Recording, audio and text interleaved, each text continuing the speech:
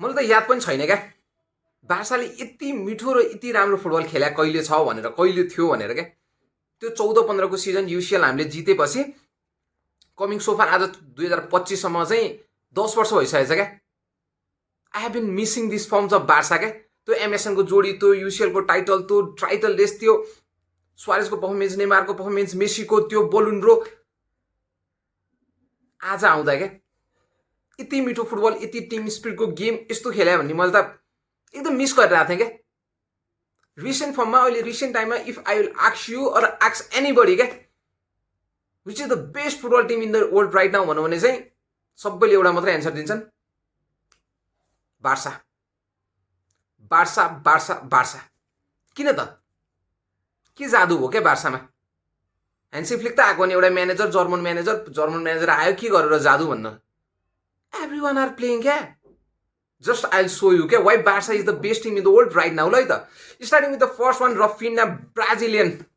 यो सिजन त के कुरा गर्नु क्या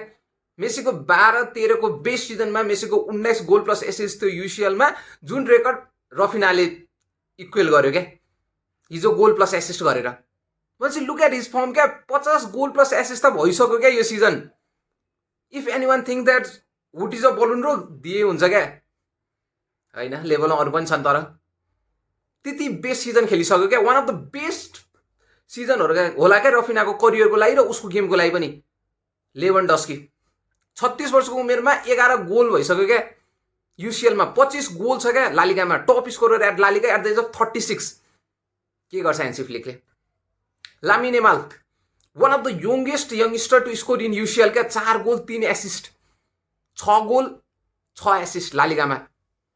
दिस इज द एमएसएन क्या वी एक्चुअली निड क्या यही हो एमएसएन हामीले खोजे त्यो एमएसएन होइन यो आरएलएल हो मिडफिल्डको कुरा गर्नु पर्दाखेरि त्यो बेलाको जाबी र बुस्केटलाई रिप्लेस जाबी बुस्केट इनिएस्टालाई रिप्लेस गरेका छन् क्या पेड्री र फ्रेङ्कीको त्यो कम्बिनेसन एलोङ विथ अल्मो र फर्मिन अनि गाबी के कुरा गर्नु क्या पेड्रीको त के कुरा गर्नु क्या स्ट्यान्डिङ ओभिएसन पाइरहेछ क्या मेसी जसरी हरेक गेममा हिजोको गेममा पनि स्ट्यान्डिङ ओभिएसन पायो क्या फ्रेङ्की डियोङ द क्याप्टेन फर्मिनले त गेमै कन्ट्रोल गरेको थियो हिजो they are the best right now क्या डिफेन्सिभ लाइनअपमा अब झर्दाखेरि के छ Kounde best right back we have left back Balde along with Inigo Martinez र कुबार्सी 18 वर्षको कुबार्सी कन्ट्रोलिङ एभ्रिथिङ क्या डिफेन्सिभ लाइफ त खाइदिरहेछ क्या along with our captain Ronald Araujo हिजोको 2टा सेभ डर्टमनले हान्न नि पाएन keeper with सिजनी along with ter Stegen यो छ बार्सासँग त्यही भएर Barca are performing this well and they are the top in the league right now क्या 2025 देखि त अनबिटन क्या एक गेम समेत हारे पनि छैन बार्साले जस्ट सी कुन लेभलमा खेलिरहेछौँ क्या हामी त एल क्लासिकोमा 3टा एल क्लासिको 3टा डोमिनेटिङ विन गरिसक्यौँ क्या 2 मोर टु कम अनि हुनोज कोपा डेल रे फाइनल पनि अझै बायर्न म्युनिकलाई 4-1 डर्टमनलाई हिजो 4 कतिवटा 5 लगभग 5-6वटा क्लबलाई त 5 मुनि त हाने गोलै छैन क्या 7 गोल माथि हानिरहेछ 2025 मा त अनबिटन यो हो क्या लेभल यो हो क्या फुटबल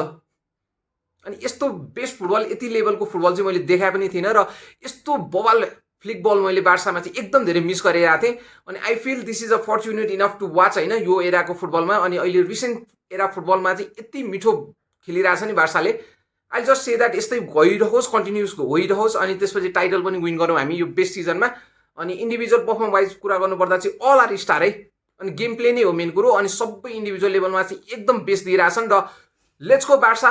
विस्कल क्याटालेनिया